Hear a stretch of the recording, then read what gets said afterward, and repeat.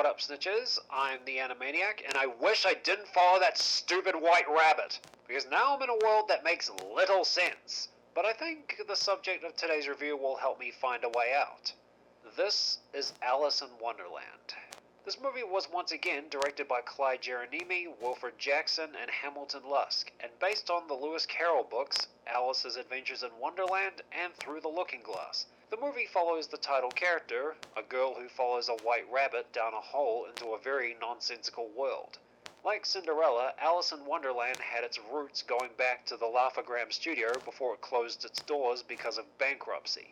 Walt took the Laugh-O-Gram of Alice in Wonderland with him to Hollywood to pitch to distributors. After securing a distribution deal with Winkler Pictures, Walt assembled a bunch of animators from the Laugh-O-Gram studio, including Herb Erworks and Friz Freleng, to produce the Alice comedies from 1924 to 1927.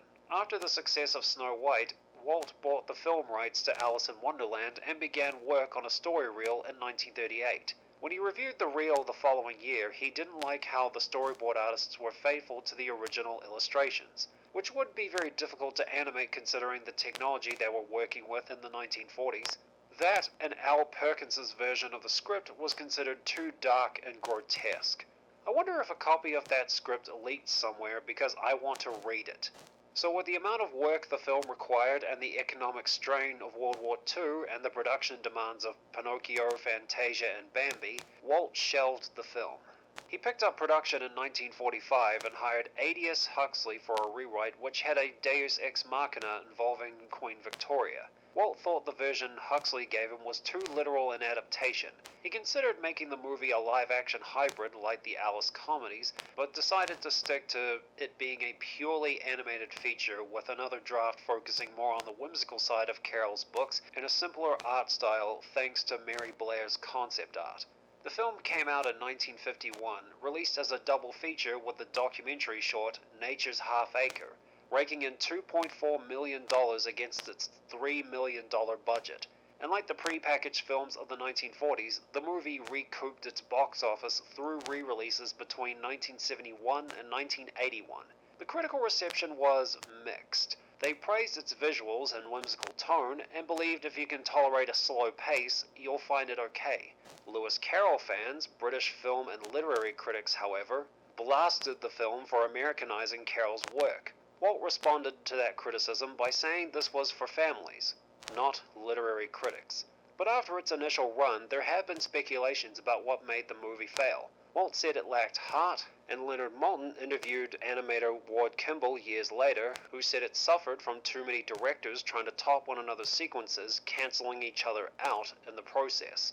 The following year, it was nominated for an Oscar for Best Musical Score, but lost to An American in Paris. And to this day, the movie holds a Rotten Tomatoes critical score of 81%.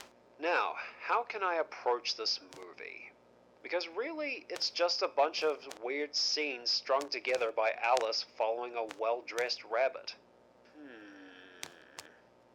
I guess I could talk about Alice's journey through this movie from being bored with the normal world and wishing for one that's nonsensical, to just appreciating the comfort of what's normal.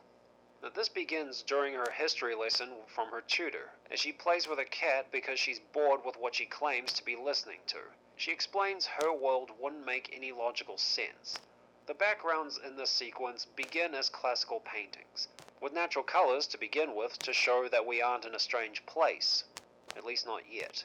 With regards to Alice's desire for nonsense, be careful what you wish for. It might just come true. As after she went down the rabbit hole, we get the feeling the world Alice is entering in isn't normal, when we see the walls around her are warped as she floats down. Once she gets past the tiny door with the talking knob, the backgrounds aren't warped, but how the inhabitants interact with Alice and the environment are strange. Like in the scene where animals are dancing around a rock on the beach and every time they're hit by a wave, they keep moving, as if it was nothing to them. The dodo then suggests to keep moving in order to be dry, when you're in a situation where you would be constantly wet.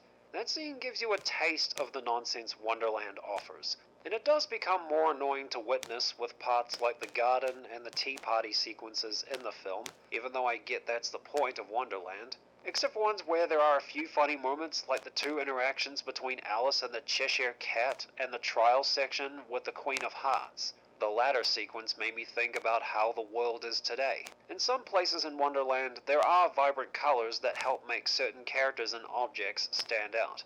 These events would make Alice break down and just want to go home. After what I have witnessed, I wouldn't blame her. In the scene where she sings a song while in tears, the backgrounds become mostly black, reminding me of the tree short from Melody Time where there are flashes of lightning. And she does make it back home when she wakes up finding the whole film was a dream while being chased by the Queen and her men.